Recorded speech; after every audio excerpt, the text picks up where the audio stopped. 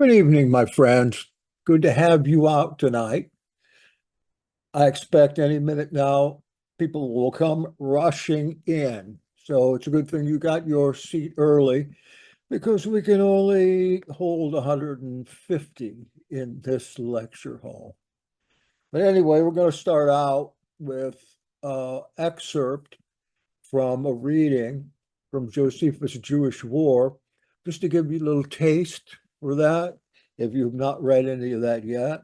So this recording is about 20 minutes long, and I've made it a little slower so you can understand it better.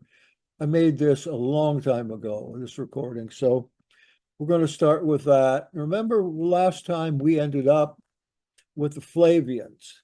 We had introduced the Flavians. We had took a look at their pictures and their reconstructed figures, reconstructed from statues. And so we're going to, after the reading here, we're going to look a little more into the Flavians and into some of the empires, and emperors, and try to understand why we have so much in the Revelation about sexual excesses and deprivation. So here we go with a little bit of Josephus and the Jewish War.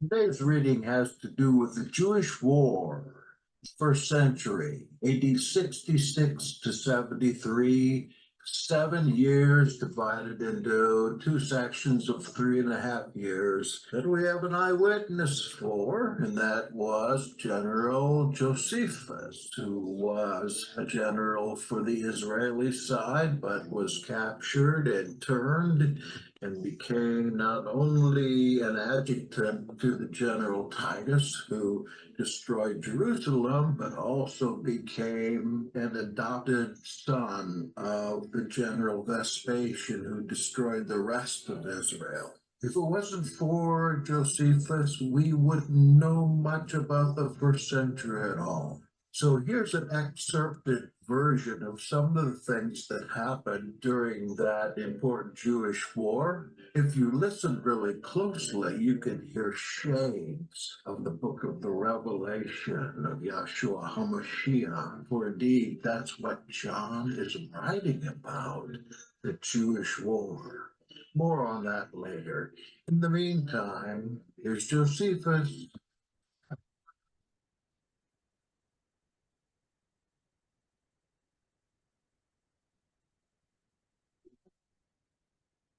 You are about to experience Jackson Snyder Presents, direct from the Vero Essene Yahad, a Hebrew Nation radio original program.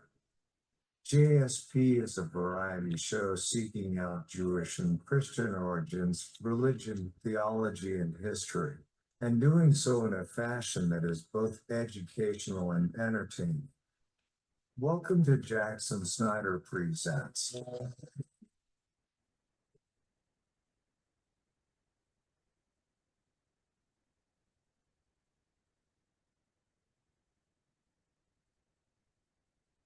Whereas the war the Jews made against the Romans has been the greatest of all times, while some men who were not concerned themselves have written vain and contradictory stories by hearsay, and while those that were there have given false accounts, I, Joseph, the son of Matthias, by birth a Hebrew and a priest also, and who at first fought against the Romans myself, and was forced to be present at what was done afterwards, am the author of this book.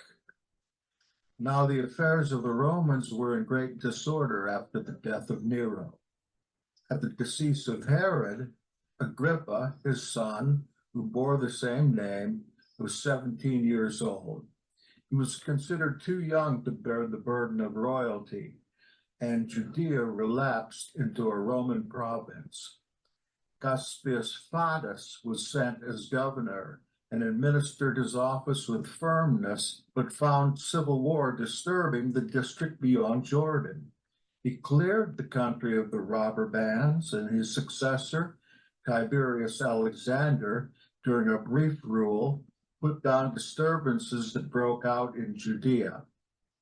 The province was at peace till he was superseded by Cumanus, during whose government the people and the Roman soldiery began to show mutual animosity. In a terrible riot, 20,000 people perished, and Jerusalem was given up to wailing and lamentation. It was in Caesarea that the events took place that led to the final war.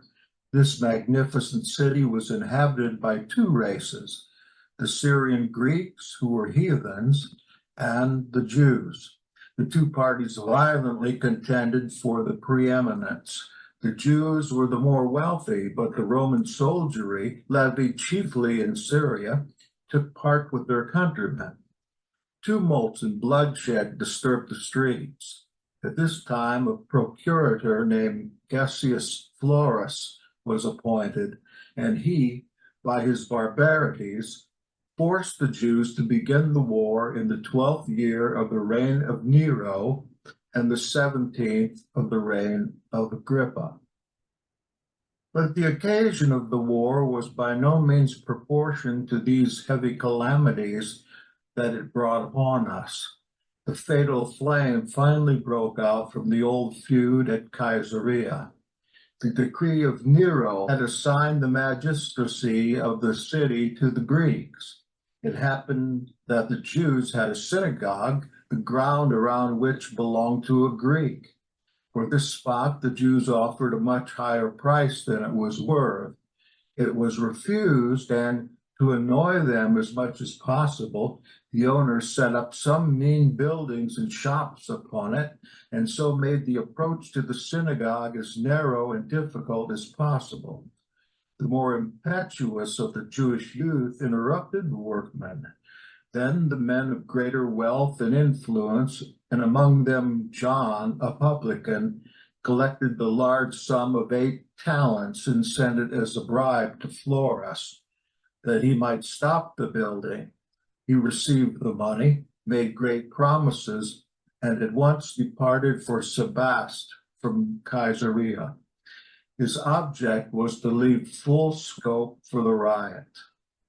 On the following day, while the Jews were crowding to the synagogue, a citizen of Caesarea outraged them by oversetting an earthen vessel in the way, over which he sacrificed birds, as done by the law in cleansing lepers, and thus he implied that the Jews were a leprous people. The more violent Jews, furious at the insult, attacked the Greeks who were already in arms. The Jews were worsted, took up the books of the law, and fled to Narbata, about 7 miles distant. John the publican and 12 men of eminence went to Samaria to Florus, implored his aid, and reminded him of the 8 talents he had received. He threw them into prison and demanded 17 talents from the sacred treasury under pretense of Caesar's necessities. This injustice and oppression caused violent excitement in Jerusalem when the news reached that city. The people assembled around the temple with the loudest outcries. But it was the purpose of Florus to drive the people to insurrection, and he gave his soldiers orders to plunder the upper market. Of men, women, and children, there fell that day 3,600.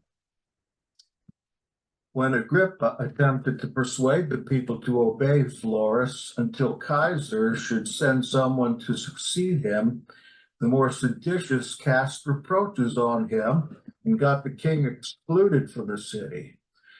Some had the impudence to fling stones at him. At the same time, they excited the people to go to war, and some laid siege to the Roman garrison in the Antonia. Others made an assault on a certain fortress called Masada. They took it by treachery and slew the Romans. One, Menahem, a Galilean, became leader of the sedition and went to Masada and broke open Herod's armory and gave arms not only to his own people, but to other robbers also. These he made use of for a bodyguard and returned in state to Jerusalem and gave orders to continue the siege of the Antonia. The tower was undermined and fell, and many soldiers were slain. Next day, the high priest, Ananias, and his brother Hezekiah were slain by the robbers. By these successes, Menahem was puffed up and became barbarously cruel. But he was slain, as were also the captains under him, in an attack led by Eleazar, a bold youth who was governor of the temple. And now great calamities and slaughters came on the Jews. On the very same day, two dreadful massacres happened. In Jerusalem, the Jews fell on Nicholas and the band of Roman soldiers who he commanded after they had made terms and had surrendered. And all were killed except the commander himself, who supplicated for mercy and even agreed to submit to circumcision.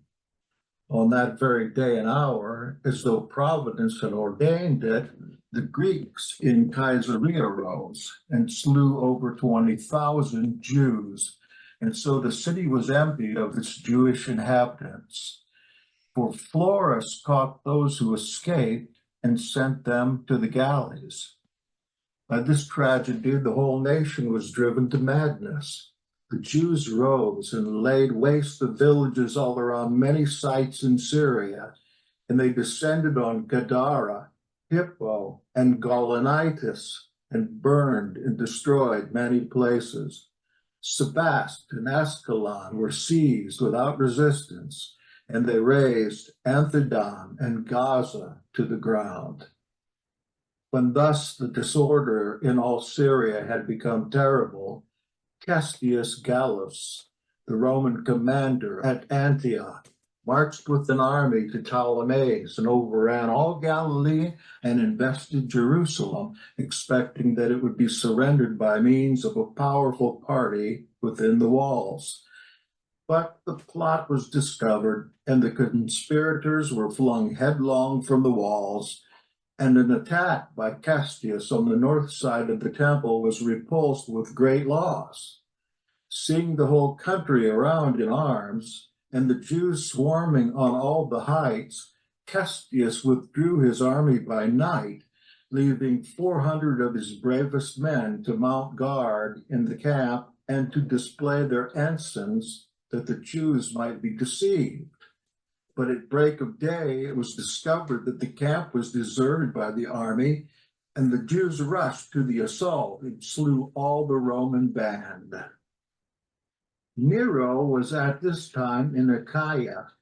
To him, Castius, in order to lay the blame on Florus, sent as ambassadors Costobar and Saul, two brothers of the Herodian family, who, with Philip, the son of Joachimus, the general of Agrippa, had escaped from Jerusalem.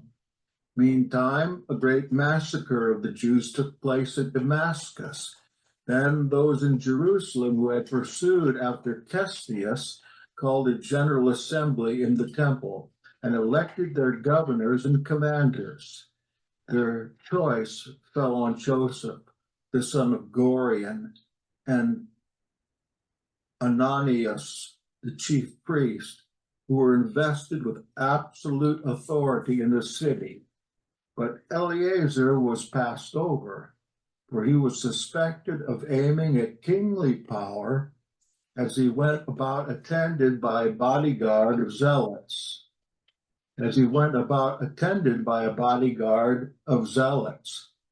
But as commanding within the temple, he made himself master of the public treasures, and in a short time, the need of money and his extreme subtlety won over the multitude, and all real authority fell into his hands. To the other districts they sent the men most to be trusted for courage and fidelity. Josephus was appointed to the command of Galilee, with particular charge of the strong city of Gamala. He raised in that province in the north an army of more than 100,000 young men, whom he armed and exercised after the Roman manner. And he formed a council of 70 and appointed 7 judges in each city. He sought to unite the people and to win their goodwill, but great trouble arose from the treachery of his enemy, John of Giscala, who surpassed all men in craft and deceit. He gathered a force of 4,000 robbers and wasted Galilee, while he inflamed the dissensions in the city and sent messengers to Jerusalem accusing Josephus of tyranny. Tiberius in several cities revolted, but Josephus suppressed the rising, severely punishing many of the leaders. Can we hear that reading?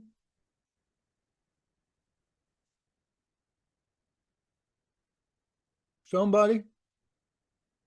Everybody went to sleep? Okay, thank you.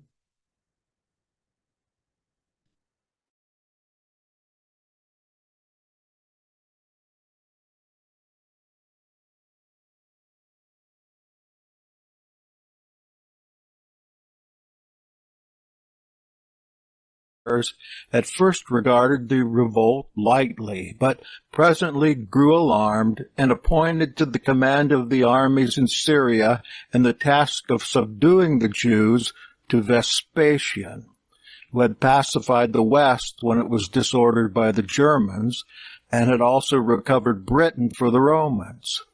He came to Antioch in the early spring, and was there joined by Agrippa and all his forces.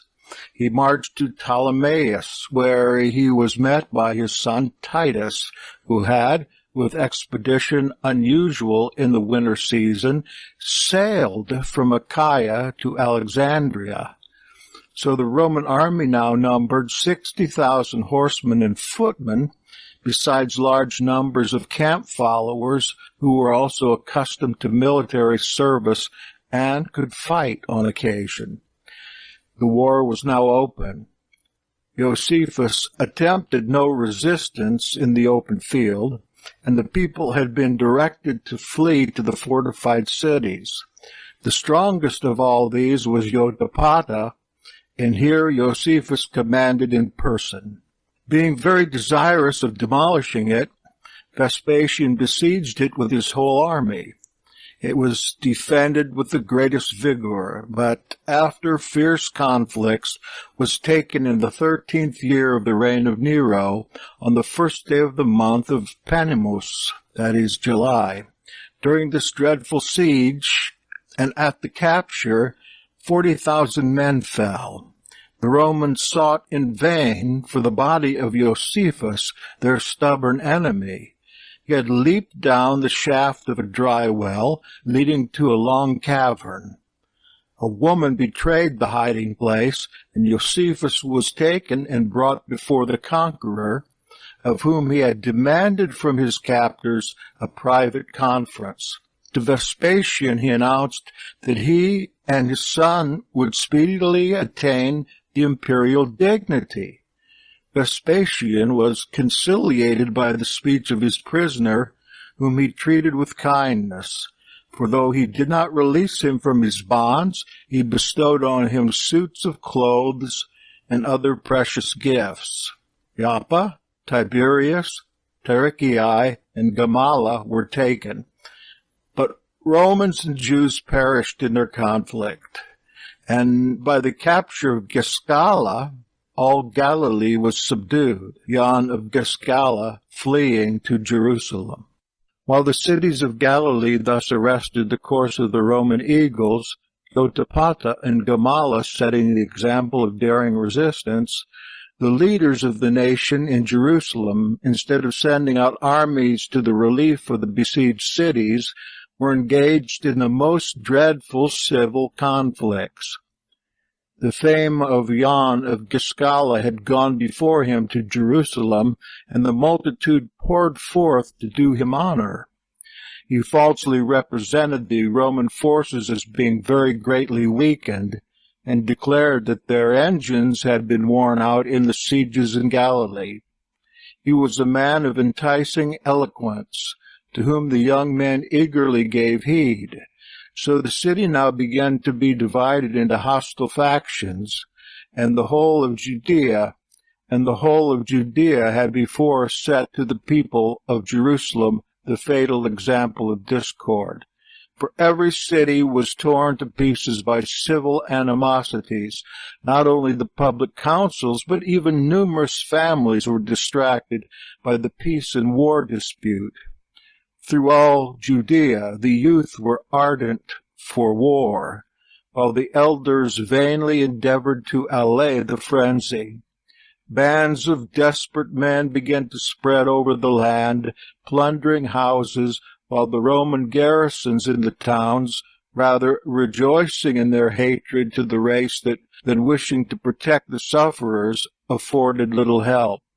Large numbers of these evil men stole into the city and grew into a daring faction, who robbed houses openly, and many of the most eminent citizens were murdered by these zealots, as they were called, from their pretense that they had discovered a conspiracy to betray the city to the Romans. They dismissed many of the Sanhedrin from office and appointed men of the lowest degree, who would support them in their violence, till the leaders of the people became slaves to their will.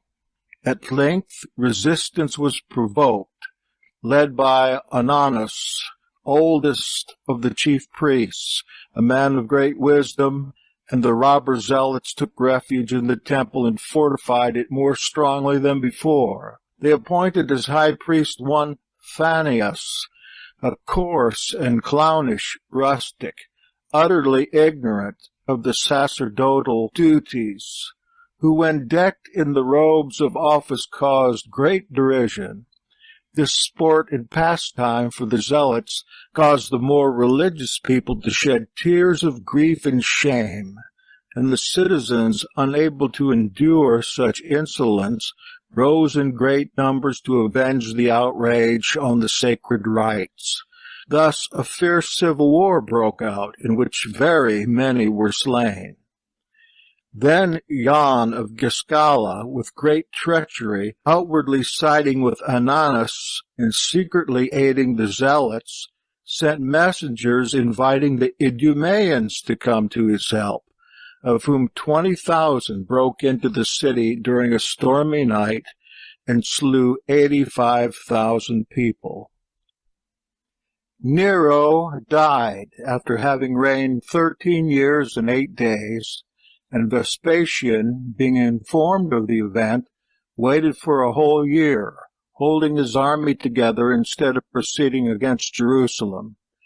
Galba was made emperor, and then, after the defeat and death of the emperor Vitellius, Vespasian was proclaimed by the East. He had preferred to leave the Jews to waste their strength by their internal feuds, while he sent his lieutenants with forces to reduce various surrounding districts instead of attacking Jerusalem. When he became emperor, he released Josephus from his bonds, honoring him for his integrity. Hastening his journey to Rome, Vespasian commanded Titus to subdue Judea. At Jerusalem were now 3 factions raging furiously. Eleazar, son of Shimon, who was the first cause of the war, by persuading the people to reject the offerings of the emperors to the temple, and had led the zealots and seized the temple, pretended to cherish righteous wrath against Jan of Giscala for the bloodshed he had occasioned. But he deserted the zealots and seized the inner court of the temple, so that there was war between him and Shimon, son of Gioras. Thus Eleazar, Jan, and Shimon each led a band in constant fightings, and the temple was everywhere defiled by murders. Now, as Titus was on his march, he chose out 600 select horsemen and went to take a view of the city, when suddenly an immense multitude burst forth from the gate over against the monuments of Queen Helena, and intercepting him and a few others. He had on neither helmet nor breastplate, yet though many darts were hurled at him, all missed him, as if by some purpose of providence, and, charging through the midst of his foes, he escaped unhurt. Part of the army now advanced to Scopus, within a mile of the city, while another occupied a station at the foot of the Mount of Olives.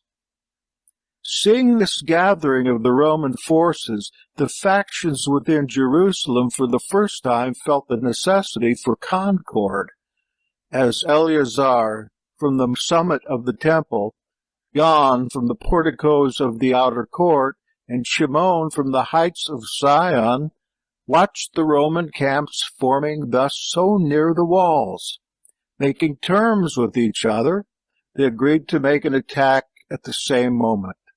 Their followers, rushing suddenly forth along the valley of Jehoshaphat, fell on the 10th Legion, encamped at the foot of the Mount of Olives, and working there unarmed at the entrenchments. The soldiers fell back, many being killed.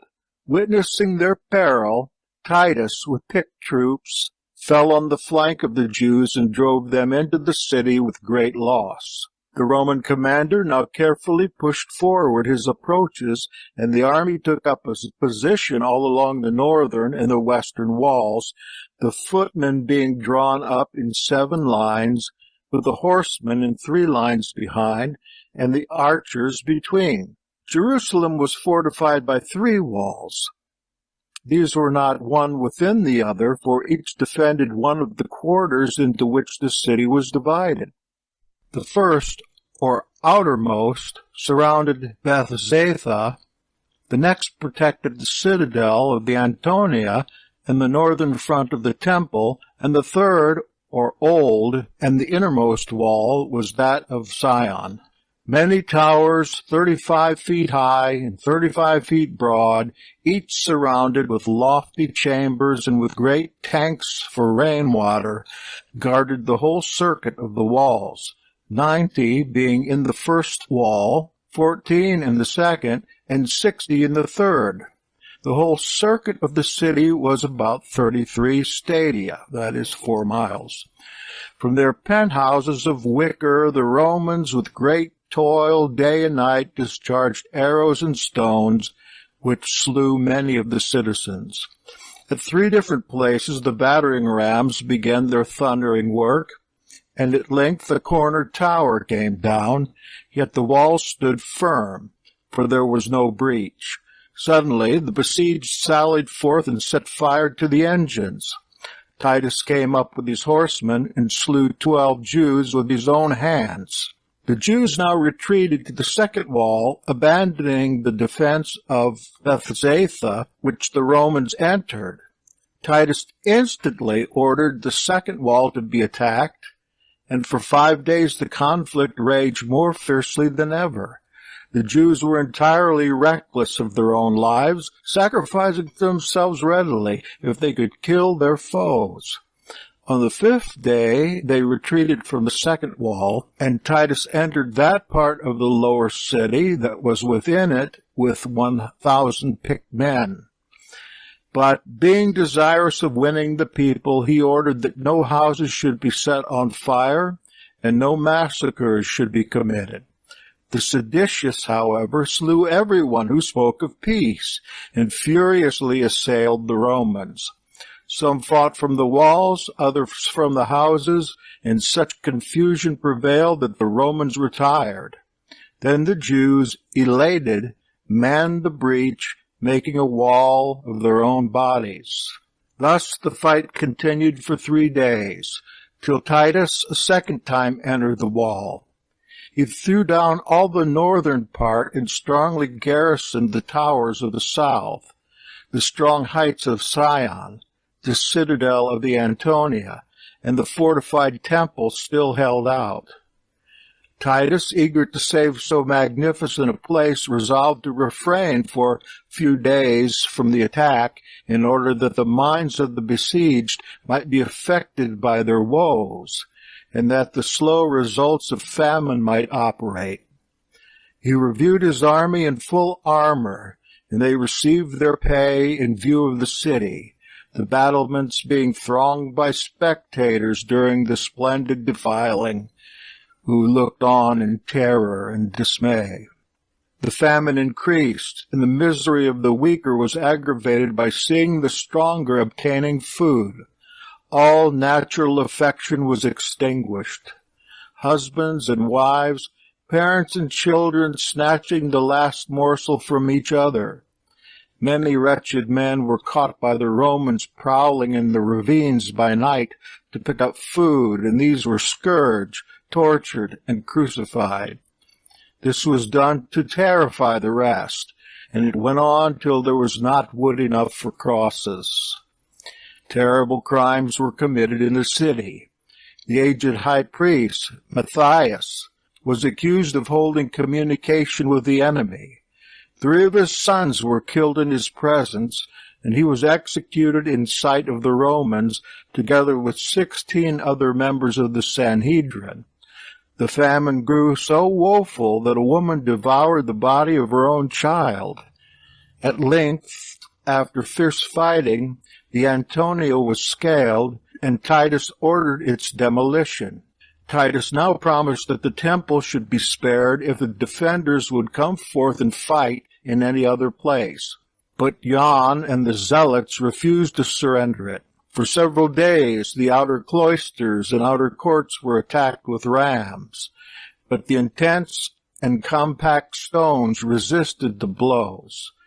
As many soldiers were slain in seeking to storm the cloisters, Titus ordered the gates to be set on fire, though that night and the next day the flames raged through the cloisters.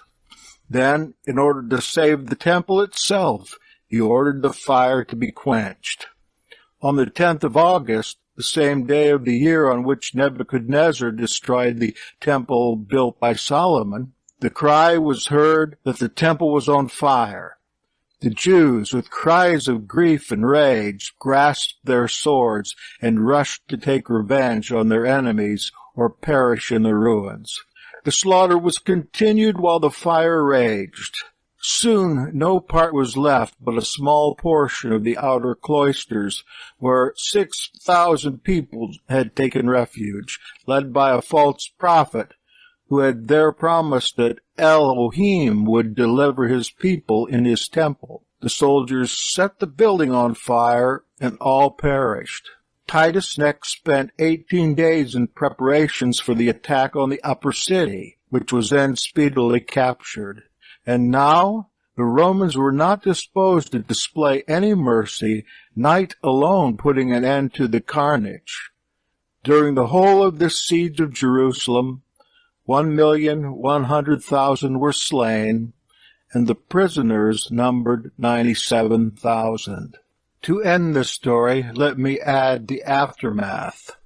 The Romans laid the city bare. Bodies were stacked like cords of firewood. Everyone fell by the sword or fire. General Titus commanded his legions not to destroy or burn the temple, but they disobeyed and set it ablaze. Hundreds of Levites ran into the burning temple rather than become Roman casualties. It was so hot in there that the millions of pounds of silver and gold melted. The precious metal liquefied and ran like water out of the cracks in the stone. Soldiers pried these massive stones apart for the boiling loot. When the Romans were finished, the temple, its money, and all inside were totally annihilated. An eyewitness tells the incredible story about one of the Levitical priests. When the smoke had risen in thick columns and the flames leapt through the roof of the grand structure, one of the priests climbed to the top of the highest temple tower, with the key to the holy place in his hand. atop the pinnacle of the temple in smoke and flames. He held the key high and cried, Yahweh, if you do no longer judge us worthy to run your house, take the key back. A giant hand descended out of the clouds of smoke and took away the key as the priest succumbed to the flames.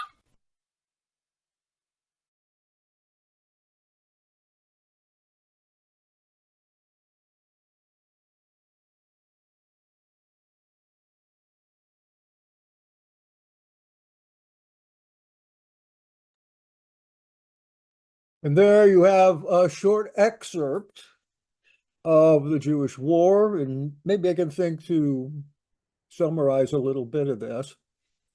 Remember, in the quote, the Idumeans came with an army with the intention of coming into Jerusalem to help the Zealots and to help the army to fight the Romans. But they wouldn't let the Idumeans in. And a terrible storm began. The Idumeans were outside. These are people that lived in the desert. They came up from the desert to Jerusalem in mass, and they couldn't get any shelter. And they were outside in this terrible storm. Then there was a terrific earthquake while they were outside the walls. And so they were so upset the next day that when they got inside Jerusalem, that they began also to kill whoever they could find in there. And then they did that, eluded Jerusalem, went home. That's an important part of it because it talks about in the Revelation, there was a great earthquake and the holy city was broken into three. You might remember that portion. We'll get to that one of these days. What that means, I mean, I've had a lot of people tell me, well, there was no earthquake then, and Jerusalem didn't break into three, but it did. Remember that the significance of Revelation is a spiritual or symbolic understanding of the war. It's made symbolic because John the Revelator did not want the Romans to be able to read this. It was written in Old Testament code.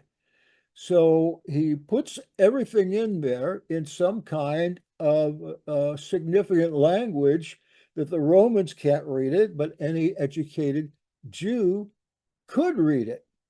Inside that walled city, there became three factions at that time. One of those factions was John of Giscala. John of Giscala. He was the wild man that was the enemy of Josephus, who was a general for Galilee and at this time held captive by the Roman armies. John, there was also Simon of Giora, who was another leader of the faction of the Zealots, the bandits. When Josephus says bandits, he's talking about the Zealots. They called the Zealots lestai, which means bandits, road bandits. Okay, so Josephus, whenever he uses the word lestai, bandits, he's talking about these guys. Then the third faction here, let's see if I can remember who it was. John, Simon, Eleazar. You remember his name mentioned. Eleazar was a son of a priest. He might have been Ananias' brother. He might have been the son of the great Annas that we read about in the New Testament. He was the head of the temple police, and he took over the temple. So they had three different factions, and each inhabited a different part of Jerusalem. Some One of them inhabited the high and low cities where people lived. One of them inhabited another section in the middle. And finally, Eleazar handled the temple itself and its courts. What's going on now with this division, this breaking into three, is a civil war within the walls of Jerusalem. And you heard how many died inside the walls. What did he say? 1,200,000 or something like that. And then another 95,000 were taken into the galleys and into slavery from there. So there was such a famine there because John, he decided that he was wanting to get the people out of there, get them out of the way. So he went and burned all the food storage. Now they had enough food, they had enough grain there to last for years. But John, this impetuous enemy of Josephus, who's taken over a third of Jerusalem, he burns all the food up, thinking, yes, we'll have food here for my gang, but we want to starve everybody else so we can take the whole city and get rid of these. Well, the people that lived in the high and low cities, the new and old city, part of that, they starved to the point where they were eating belts. They were sneaking out of the tunnels out of the temple into the gorge around the Jerusalem wall, trying to find any little thing that they could eat, even grasses, even hay and stubble they would collect. But the Romans each night went down into these gullies and picked the people up that were out there and crucified them. Lots and lots, thousands of them. Many times, Titus took the worst of the people he could catch, and around the walls of Jerusalem, he would crucify those people and crucify them very slowly. So the people inside could see what was in store for them unless they surrendered. Now, Titus had said, if you will surrender this, you all go home. We can all go home. If you'll surrender. And the people and the priests were all for surrendering. What was left of the priests, most of them were killed by the zealots. That is to say, the zealots for the Torah. That's what they were considered. Zelotes by nickname.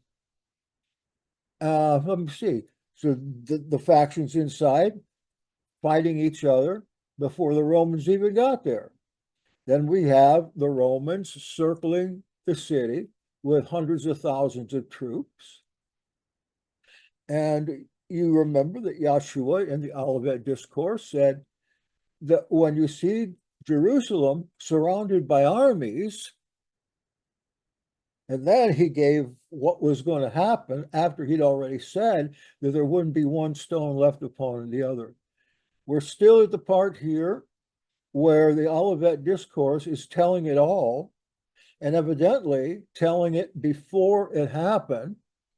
So you get three different stories in the scripture. One's in Mark 13, shorter story, shorter prophecy. Then the next one you get is in Matthew 24, where the story from Mark is embellished with some more facts that Matthew knew. And then you have the one in Luke that adds even more to the three. They're the synoptic gospels, they're seen together. They all have used, or Luke and Matthew have used Mark's short version in order to embellish that for the other two gospels. And it's just astounding that the Olivet Discourse would go that far. And I don't know about you, but because I've studied this, I can hear in this a number of the things that Revelation talked about that are happening here. One, of course, is that famine. That famine. Take a look at the, this is the third the third horseman of the apocalypse, the one that is death and starvation and prices for food being so high that you can't even touch them. I'm sure that you picked some of that up in that short excerpt from the rest. As we continue through, if we continue through, you'll see more and more of these things in Revelation match up consistently with what our historian, Josephus, has told us about the war. Josephus didn't know the Revelation. I'm reading a fiction right now, 3-book fiction. I think it's called The Last Disciple. Speaking of John, that is John the Revelator. And it goes through the entire war, the fictitious story by Hank Hanegraaff and somebody else. It is really good. I'm in the 3rd book now, where Jerusalem is under siege, and I'm learning all kinds of things I didn't know in this fiction novel of the realistic meaning of the symbols of Revelation, because all I've ever used to learn this stuff is the 2 books, is Jewish War and the Revelation, and of course you're looking at the Olivet Discourse as well. So now I would like to go back to the Flavian dynasty. 2 of those we heard about in the recitation. One, of course, is Vespasian, whom I now call Vespasian, that's how it was pronounced, who Josephus gave a prophecy to, that he was going to be the star of Balaam from the book of Numbers. We've talked a little about this before, but when Nero died, if he died, we'll see if he died here in a little bit, there was 3 different armies, 2 from Spain, 1 from Gaul or Germania, Germany, that came down trying to take over the Roman Empire. John doesn't talk about these 3, except maybe as the 3 frogs. Remember the 3 frogs jump out of the mouth of the beast? These guys didn't last a year altogether. They were there a very short time, and all 3 of these would-be emperors took such advantage of the people in Rome in such a short time that they were all murdered usually by their own groups. So we have 3 emperors between Nero and Vespasian, who was waiting in Alexandria, Egypt, for things to calm down up there, because he had also been called to go up there and take over the Roman Empire, which is strange because he wasn't of the Claudian dynasty. This is a whole different bunch of people that were not royals, but just common people that were sent down there into Israel to wipe up that revolt. He's waiting there in Alexandria. Then his son, Titus, takes over the legions, and it's his job now to get Jerusalem, not to destroy it. That's the last thing they wanted to do, as you can imagine. It was one of the 10 wonders of the ancient world. Even with the temple and the golden dome on the temple there, made of solid gold. You heard on the reading that it was so hot when the fire started that the gold and the silver in there melted and rolled out the cracks of the temple, becoming liquid, and the soldiers especially scarfed that liquid up somehow so they could get rich on the booty that they got, and they got to keep that if they wanted to, but that wasn't Titus' intention at all. Titus, though he was a general, though he had to shed blood, it's obvious that when we go through the Jewish war, he didn't want to. And he gave them every chance in Jerusalem to come out and go home.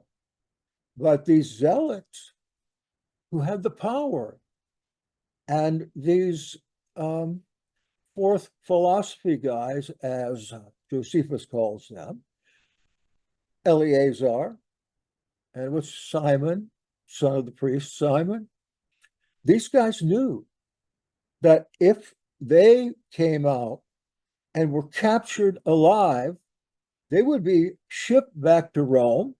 And as part of the triumph, the great parades of Titus and Vespasian, they were going to have an absolutely horrible death, public execution by throwing them. I can't think of the name of the place, but there was a great gully there off Rome, and there were steps that go down the gully.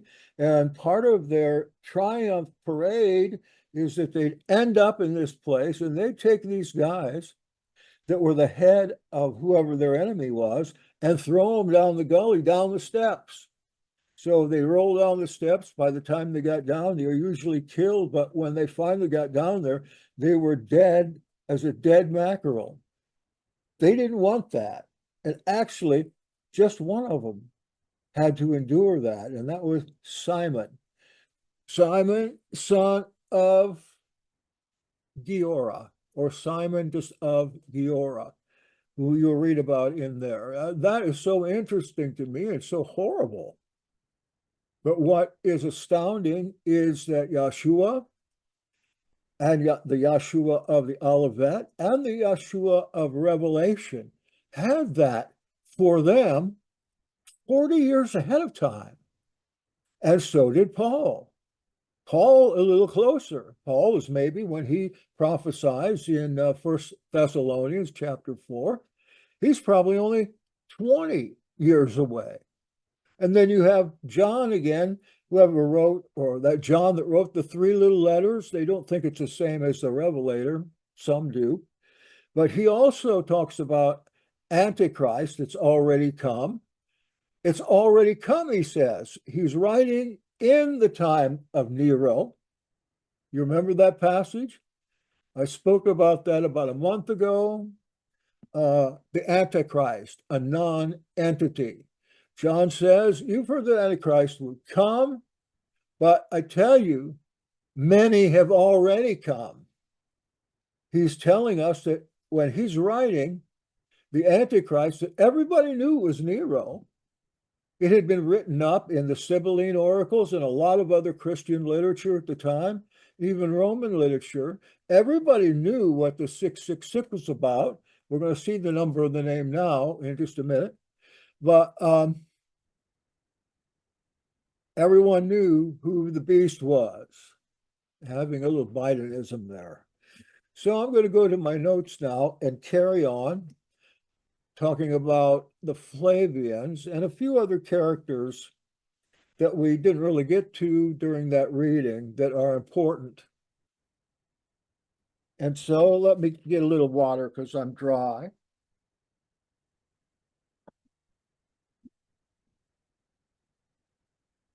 I appreciate you coming because I never get a chance to talk about this with anybody that knows about it. And if we go on, I'll have some few people that know about it and we can talk about it.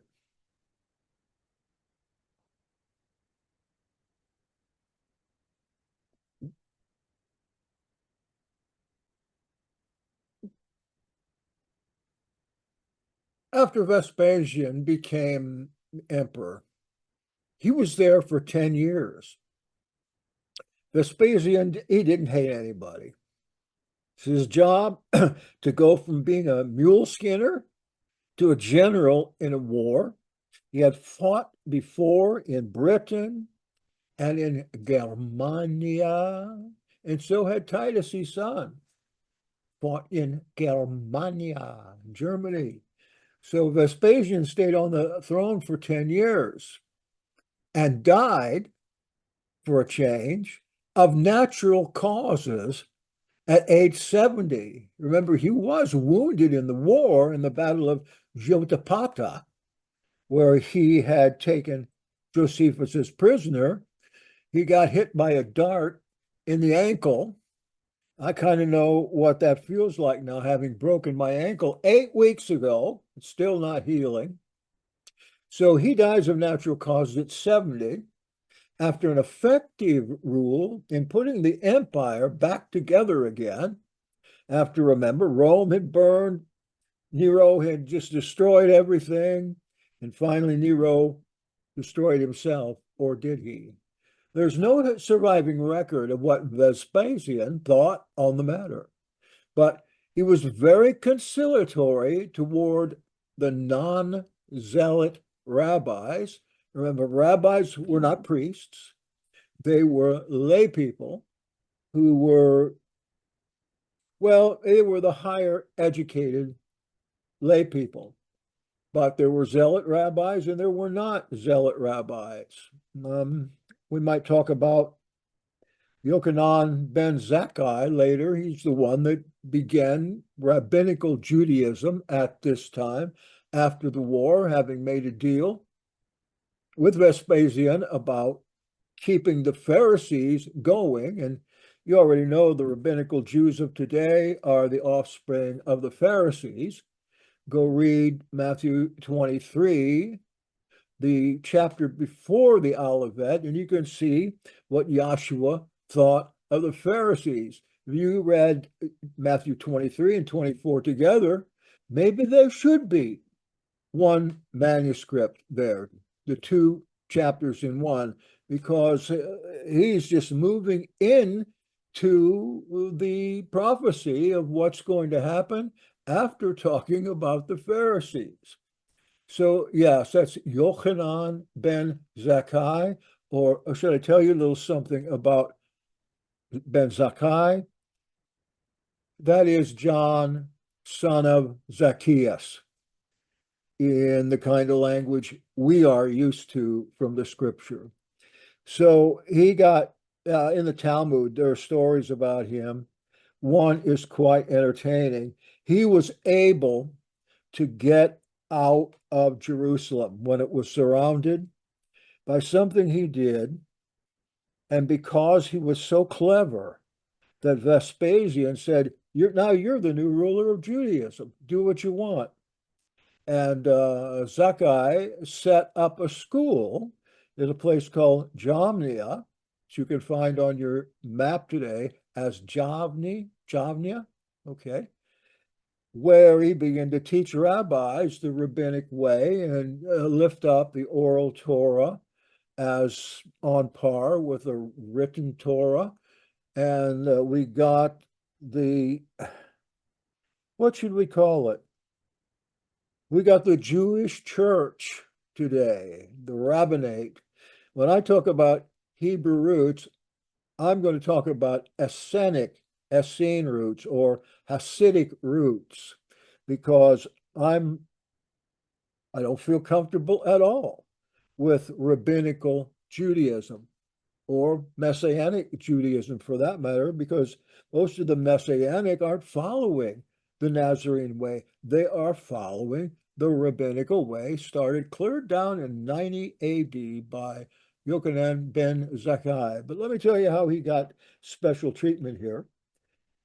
He thought up a plan that he would get in a coffin inside the city. So he had his followers put him in a coffin, and one of his followers told him, this isn't enough because you don't stink. You don't stink.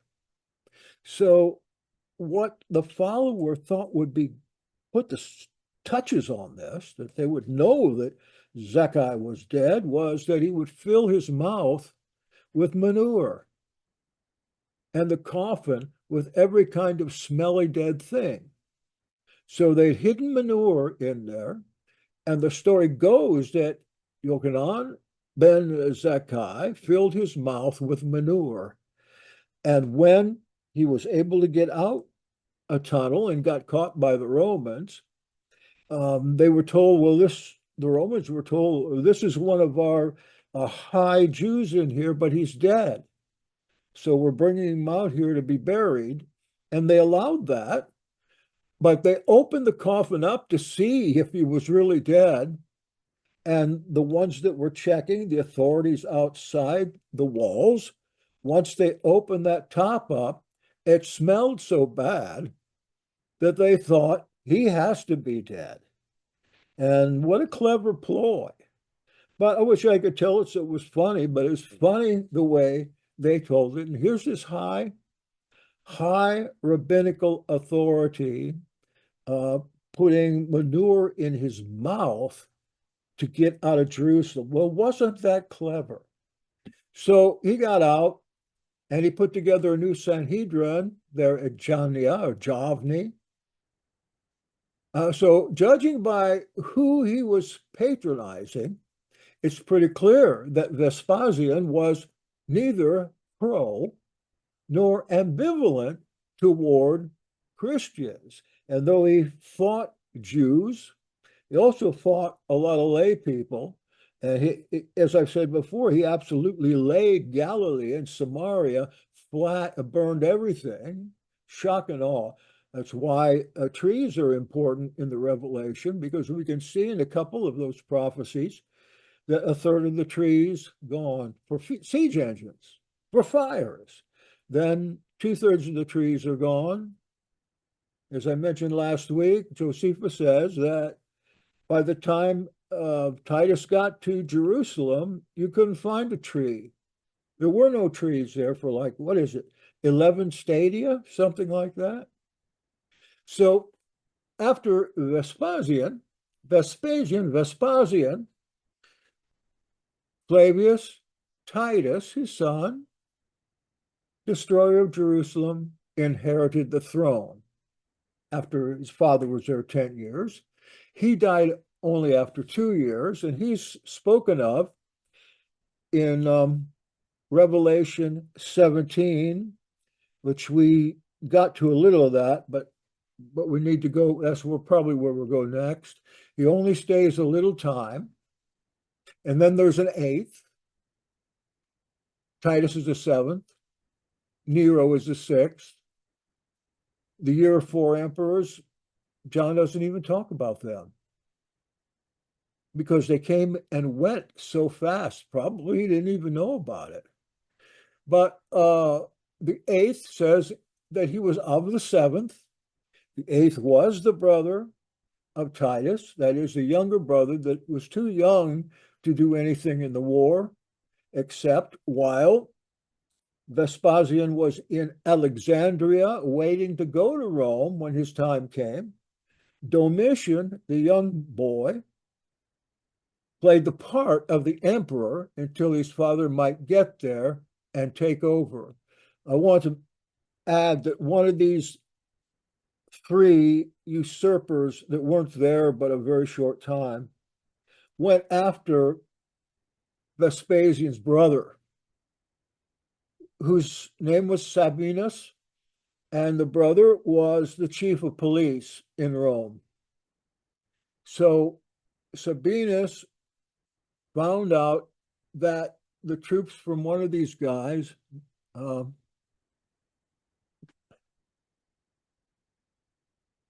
one that I can never remember his name. Let's see, there's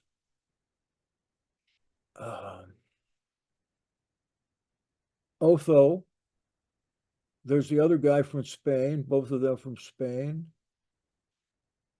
Victorious, something like, sorry, I'm an old man now. Hard for me to remember everything.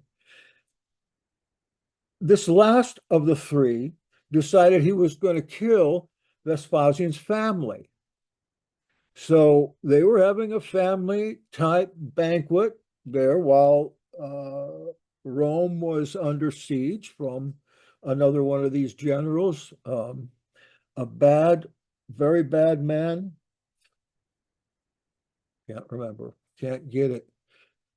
And into the banquet came this man and his troops, having heard that Sabinus was there, and to kill him. He also, of course, wanted to kill Domitian, which I wish he would have done. But what happened was Sabinus and Domitian, Sabinus was the guardian of Domitian until his father could come back.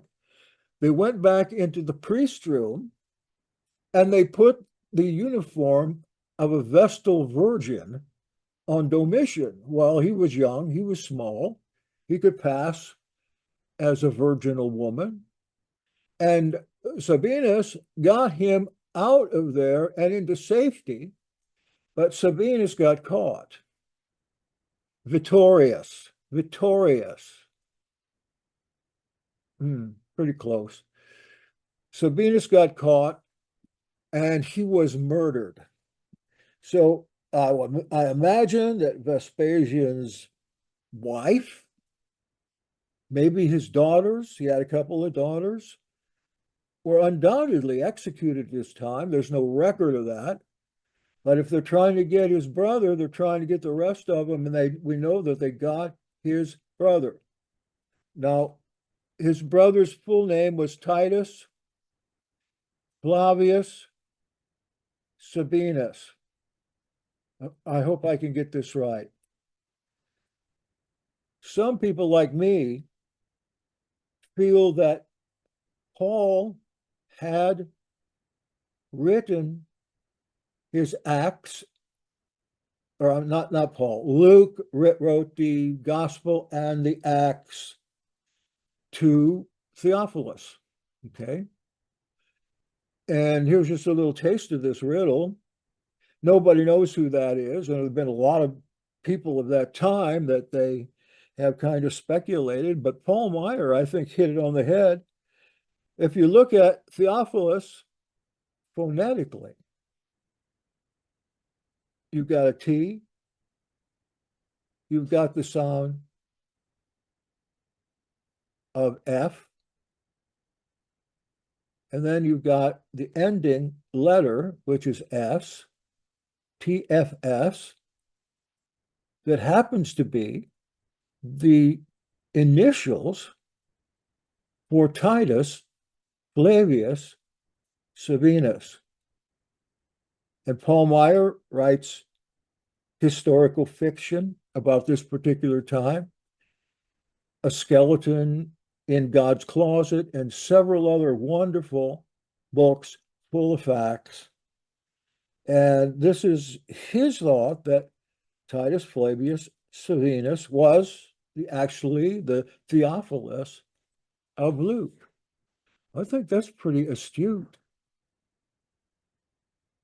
So then ancient authors have implicated Domitian in the death of his brother, either by directly accusing him of murder or implying that he left the ailing Titus for dead, that Titus had already died of pneumonia, even alleging that during his lifetime, Domitian was openly plotting against his brother. There was a huge amount of sibling rivalry there because Domitian didn't get all the acclaim for being war heroes. Rumor has it that Titus had a bronchial infection, as mentioned before, and the Domitian, Titus was a man of love. He loved his brother, but his brother was very devious. His brother was one of those people that think they're God, and when they find out they're not a god, then they are going to try to be a god. Domitian had him locked up in an ice chest, bringing the ice and the snow down from the Alps, I don't know, 50, 75 miles away, thinking there, or at least saying, that Titus would be healed. This is the thing that would help his pneumonia. But of course, he died very quickly, and thus he was the one emperor there just a short time, that is Titus. Also, Flavius Josephus, you see, he's a Flavian too, because he was adopted by Vespasian since they've been in the war together. And Titus and Josephus were like brothers in the war, Josephus being the translator for Titus down there around Jerusalem. Josephus seeing it all, writing it all down, and giving us the only record we have, I mean, the only full record, a little bit from other people who were not living at that time, living later. So we know that Josephus, he just disappeared from the record about 96. And he wasn't that old even then, probably in his 50s. Let's see, I think he was born in about 37.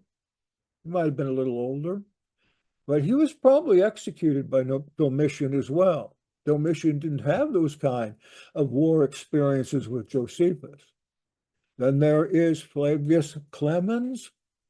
If you read the books that I have edited, that is the Clementine Homilies, Clementine Recognitions, and 20 other books having to do with Clement, which I call the Nazarene Acts of the Apostles, which you can get for free. You can buy them printed. You can get them for free out at NazareneActs.com.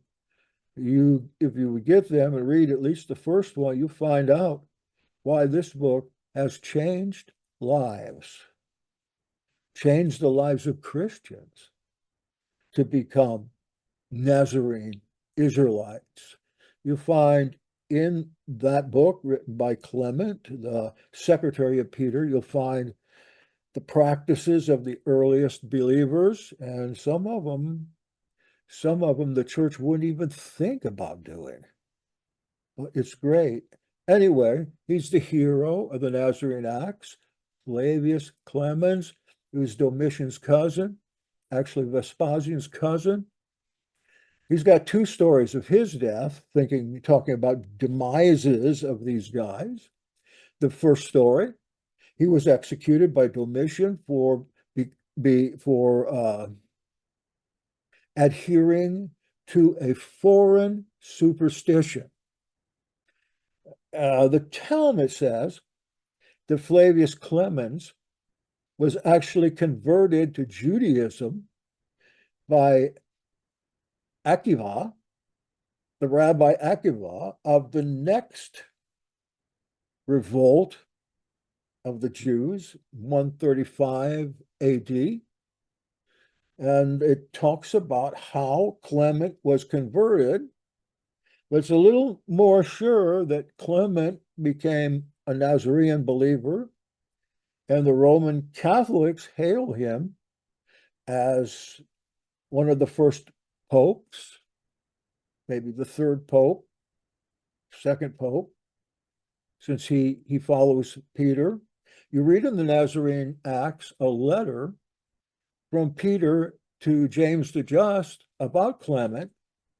Peter asks on his deathbed if Clement shouldn't succeed him in his missionary activities. And sure enough, Roman Catholics have him as Pope Clement I. So Clement also has a couple other authentic letters at least one of them is authentic. First Clement, it's a letter to the assembly at Corinth. After Paul was done there, it talks about in that letter, Paul having lately died, and that he is addressing a schism in Corinth. It's that same assembly there where Paul addressed a schism there as well. And so it's got some of the history of the apostles in his letter, because he lives maybe 10, 20 years. He goes on after Paul and Peter, and he is among those who followed James. So Flavius Clemens was executed by Domitian for the same thing. He's in the family, foreign superstition. The second story is that Clement was exiled to an island, and the name of this island is Tauric Chersones. Tauric Chersones? No, we haven't heard it. It's in Crimea, of all places, and he was there drowned, chained to an anchor, and thrown into the sea. He was exiled to an exile island that had a lot of believers in it, and he became the leader of the believers on that island, but then they took him out in the ship, tied him to an anchor, and down he went. And the Catholic Church has an early picture of this that somebody has painted, and it has Clement tied to an anchor being thrown off a ship, but Clement has his popish robes on, including a dagon hat. And he's being thrown off the ship like that in his pope uniform. I think that's kind of strange. Titus, he was the general who employed the historian Josephus as advisor in the battle for Jerusalem. Titus eventually destroyed Jerusalem, as we talked about, the holy city and the temple. It's an accident that it got caught on fire. One of the soldiers just got too rambunctious and threw a burning branch in there, and that was all it took. His troops killed or enslaved over 1.5 million people. You imagine that. Maybe more than 2 million people were stuck between the walls of Jerusalem as Jerusalem was surrounded by armies. Now I'm going to go to a little touchy subject right now. You notice that there is a lot of what the King James Version calls fornication, which is nothing more than, it's porneia in Greek, sexual sin. And I wanted to touch on that a little bit, especially with one particular emperor that set the course for other ones as well in their sexual depravity. During the times of war or occupation, wives of the generals expected their husbands to be buggering, but that they would be buggering boys while on the campaign trail in the place of women. They didn't consider buggering boys to be any kind of adultery, even the women that they had married. It's all right if you do boys, you can take boys along with you, but not women. Now, I read that the practice was common. The practice was common, even among some of the emperors of Rome. The practice was common. It was, of course, not frowned on in Greece, but in Rome, they still had some semblance of morals left in Rome. Some generals, I'm thinking of Africanus, took an entourage of boys along with them. They picked their boys up, 5, 10, a dozen boys, and take them right along to, in this case, Africa or wherever they were going. And then they could use those boys as long as the wife stayed in Rome. Tiberius, he's head number 3 of the heads in chapter 17. He had been a famous general. That's how he got to be called Tiberius. He had a battle at the Tiber River, and he won that battle significantly, and that's how he became Tiberius. And his real name was, I think, Julius Caesar Claudius Nero. Okay. There were the name Nero was on a lot of these guys, and you know, they often had names, including Vicar of Christ in some of them. So Tiberius had been a famous general. Before it was his turn on the imperial throne, his mother got him there. His mother was Livia, the wife of Caesar Augustus, a man who was emperor for 40 years, as you recall. They called him Augustus because they thought he was august. He had every good in mind for everybody. That's how he got his name. Tiberius was a famous general, cast on the throne by his mother. The last few years of his life, he shut himself up on the Capri Island, north of Rome, right off the coast, with a lot of little boys, teenage boys, and infants. And Suetonius, who wrote a little book called The Lives of the Caesars, which you can take a read of that. It tells about each one of the emperors in this beginning of the empire, and Suetonius has been one that's dug the dirt up for them. It's almost as much a gossip column as it is a history. It's online. It's free. You want it, just let me know. I'll send it over to you. He reports that Tiberius did some very disgusting and dangerous things with these infants to set an example for everybody. The last 10 years, Tiberius stayed on this island of Capri. He didn't even visit Rome again, but he was out here exiling himself while he allowed somebody else to rule in his place. Yet he kept the title of emperor. Several of the early emperors and their subordinates at the time were guilty of sexual sin, porneia, illicit sexual acts and perversions. And they made no bones about it.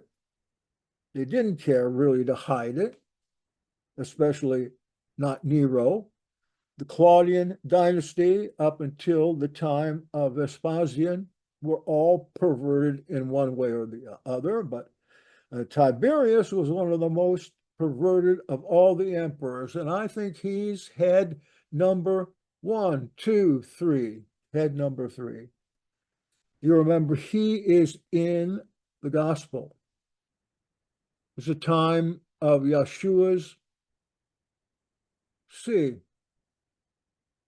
Augustus.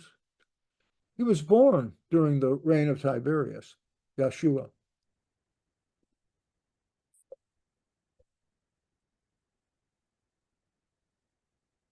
So his imperial biographer, the Suetonius, accuses him of unchecked bloodlust and all sorts of sexual depravity, some of which I never even think of.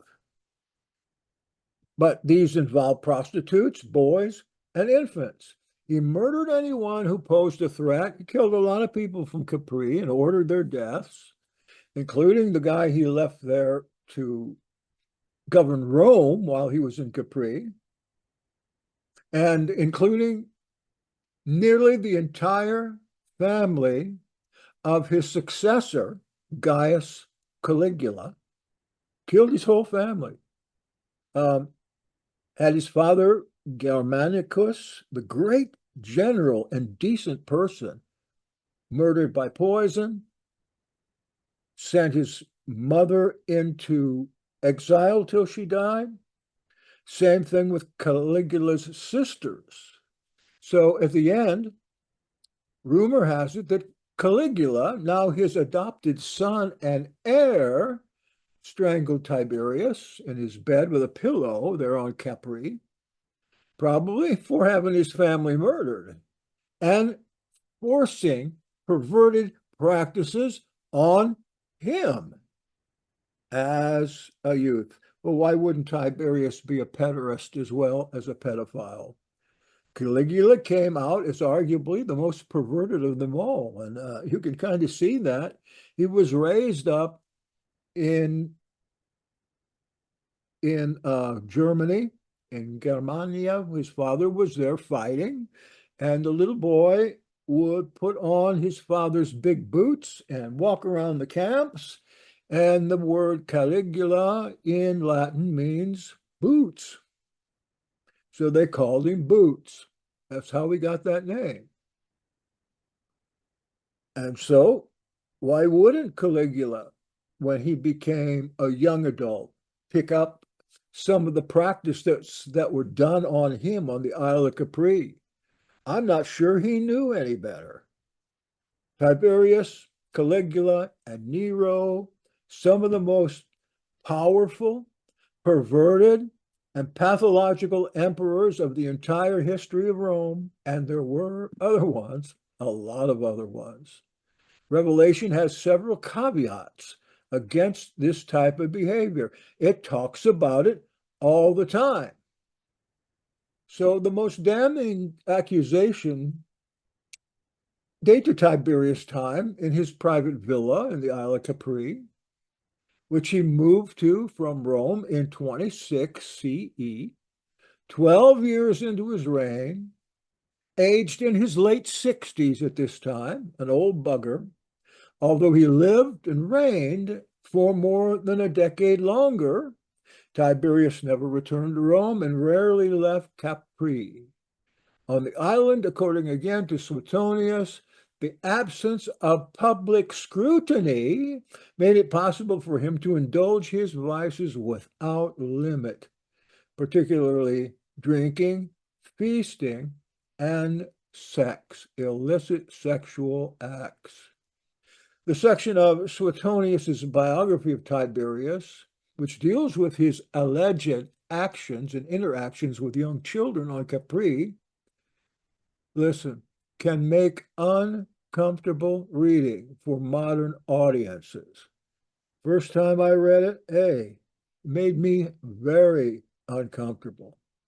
Just wondered how in the world this guy could do this, but he acquired a reputation for some of the grosser depravities that one can hardly bear to tell or listen to, let alone believe. For example, he trained these infant boys, whom he called not toddlers, but tiddlers, to crawl between his thighs when he went swimming and tease him with their licks and nibbles, quoting from Suetonius, and unweaned babies he would put to his organ as though to the breast, being by both nature and age rather fond of this form of satisfaction. That is absolutely disgusting, but not nearly so disgusting as some of the things that Nero is reported to have done, and Caligula. So the statements in Suetonius about this illicit sexual practice, it's intended to shock. Suetonius refers to this even within the text, noting that they're hard to say or hard to hear. The acts are not presented as being within the normal range of Roman sexual or pleasure practices, but to have crossed a line of acceptability even there, shared by both the author and his intended readers. But can the statements be taken at face value?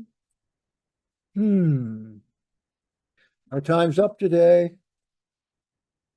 If you have a question or comment, put it in the chat, but also I have, I'm going to put in the chat, I told you I'd put up a website, which I did, believe it or not. I know what they say. You never can believe it when he tells you he won't do it. All right, I'm going to give you a website, and this is just a simple site, but it's got everything I've done so far on this that I have already gone through. So it's out there, I think. You let me know if I'm missing something. Here we go. http://yahadblogs.org/Revelation. Here it comes.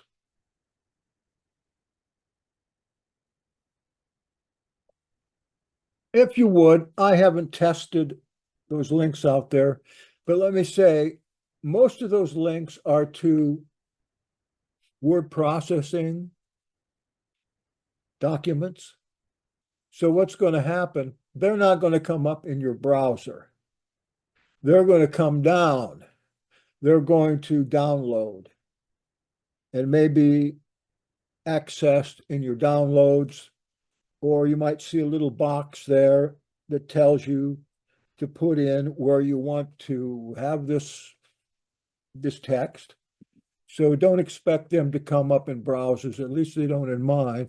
I didn't have the time yet to change them all over to PDF files, but then again, I really didn't want to. I want to keep them in docx form so that if we want to change them, we can, or if you want to go out and do this seminar someplace, then you'll have those notes to go through. And I got to tell you, I've organized them about the best I could, but I'm kind of teaching this as this stuff comes to me, or I should say, I'm making the notes as it comes to me.